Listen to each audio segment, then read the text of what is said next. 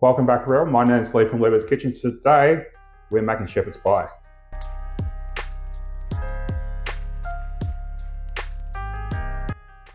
So it's getting a bit cool here and I felt like something hearty, so I thought I'd make a shepherd's pie today. So main ingredient for a shepherd's pie is lamb mince, and that's because the shepherds used to gather the sheep up and cook this meal, and it's of just really simple ingredients, but the lamb mince is the thing that actually really makes it. If you really don't like lamb mince, you can make it with beef mince, but that actually turns it into a cottage pie and not a shepherd's pie. So just keep that in mind. Try not to call it a shepherd's pie if it doesn't have the lamb mince in it. So I'm going to go through the ingredients. It's really easy. It's a lot of staple ingredients that you usually have in your pantry as well. So for the ingredients, you're going to need a kilo of lamb mince. You can make this recipe with half a kilo of mince if you really want to stretch it. I like the extra protein in it, so I'm going to go with a kilo.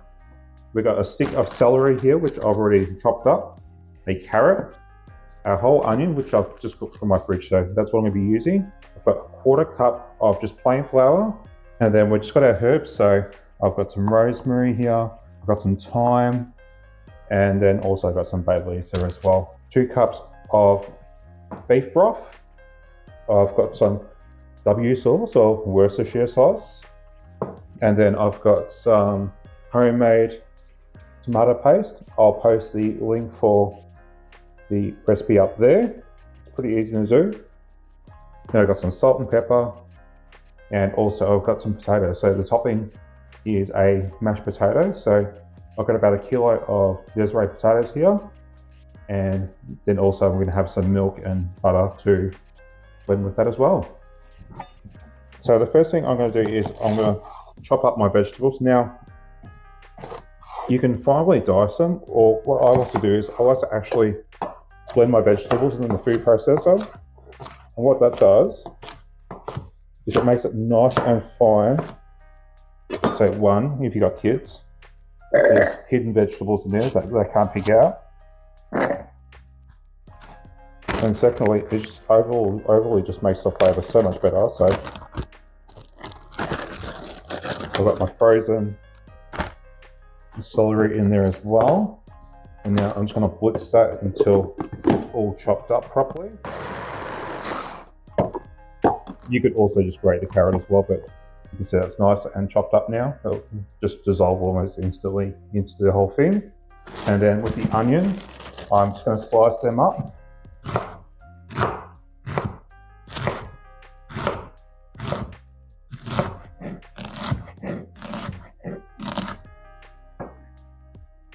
So now we're going to get a deep frying pan heating on the stove. And we're going to get that nice and hot, and then we're going to fry off our lamb mince. So now I'm going to get some oil into this frying pan. Just a little bit. Help start things off.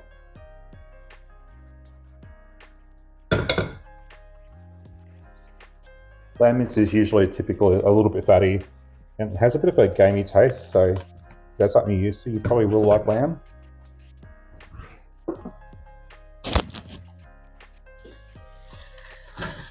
Then we'll just use a spoon to break it up, get it into one single layer, and we're just going to let it cook for a while. At this time, I'm just going to add some salt to it, and that'll just help with the caramelization. So just while the lamb mince is cooking, I'm just peeling some potatoes, and then we're going to slice them up, and we're going to get them onto the boil so they're ready to go once the mince has been all finished.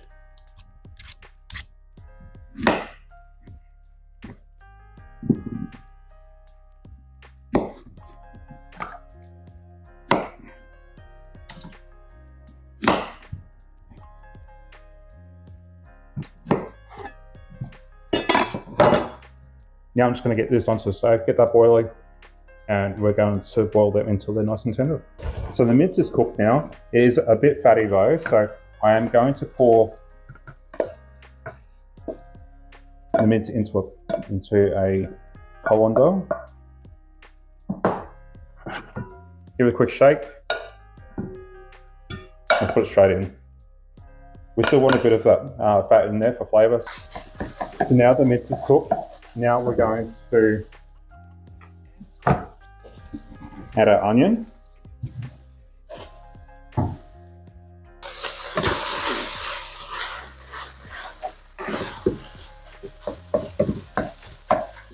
Now we're going to add our chopped carrot and celery.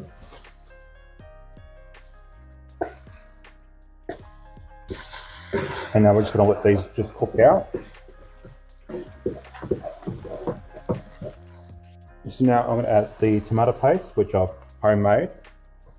One of these will probably be enough, but because I've made it myself, I'm not sure what the strength is, so I'm going to put 2 in. It's made from homegrown tomatoes. So I'm just going to let that cook out a little bit. Once the tomato paste has cooked out, just stir that in.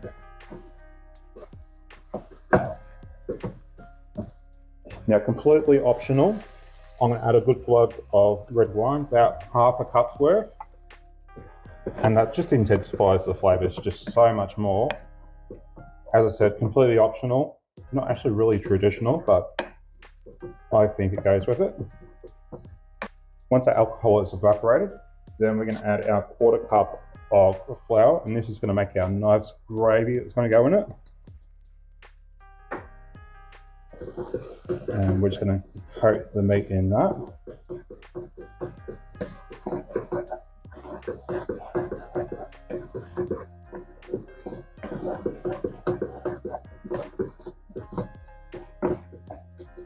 And then we're just going to let that cook out for a minute, and then we're going to add our beef broth. Once it's cooked out a bit, we're going to add our beef broth. So I've got 2 cups of beef broth. Use whichever one you got.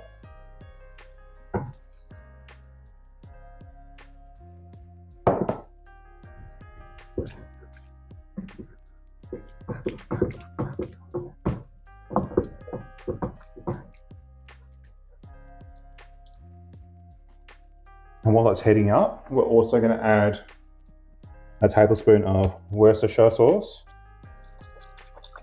or W sauce. And then we're going to add a teaspoon of rosemary. Rosemary goes great with lamb. A little bit more. Same with the thyme.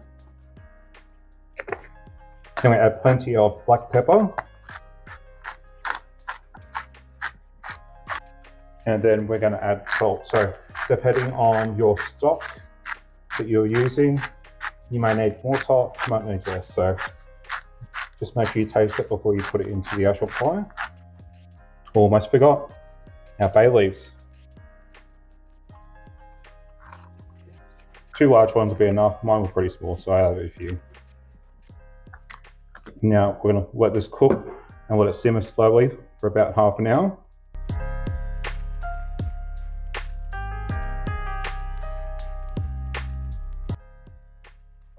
So I've had this cooking for about half an hour now. Look how delicious that looks. I did taste it. I've added a little bit more salt, and I also added a bit more Worcestershire sauce because I like that little bit kick that it gives it. So now we're going to mash up our potatoes, and then we're going to get it into the tray ready for the oven. So I'm just going to preheat my oven. So I'm going to heat it to 180 degrees, which is about 375 degrees Fahrenheit, I'm pretty sure. Now the potatoes are ready. I've just drained them, and now we're going to add some butter.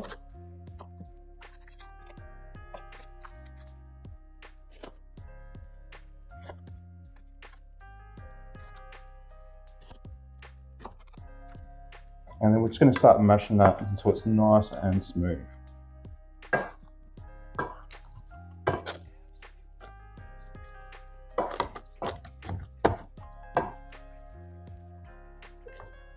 Once I've got the most of that nice and smooth, I'm going to add just a little bit of milk.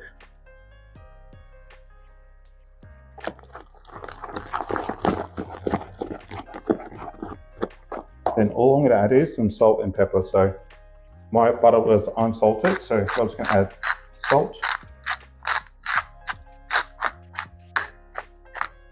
And then I'm going to add some pepper.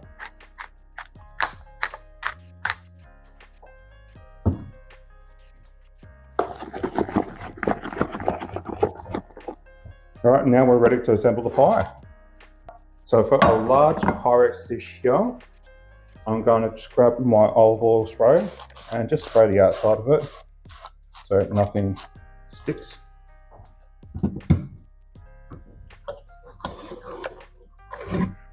Then I've got our gorgeous shepherd's pie filling.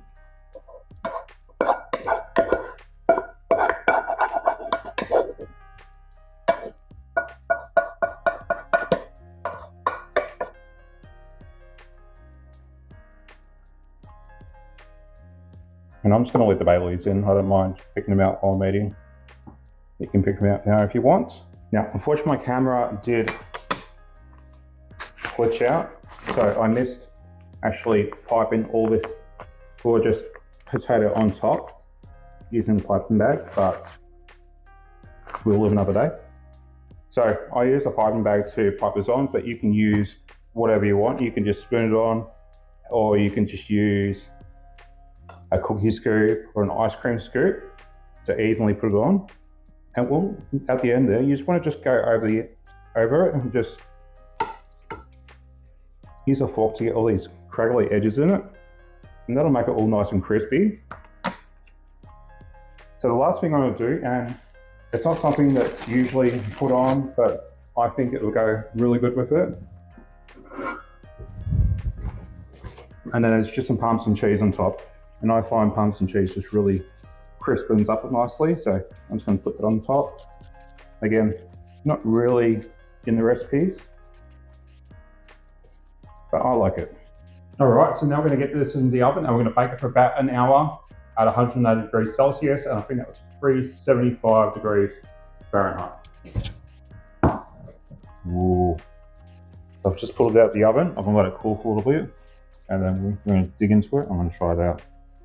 Now, this isn't the prettiest looking dish, but I know it's going to be absolutely delicious. Look how crispy that potato is on top. I'm just going to try a little bit today. I'm actually going to have this for lunch tomorrow.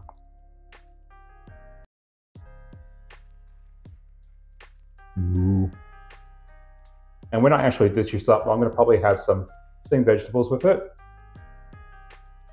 Oh, that looks good. It's still hot.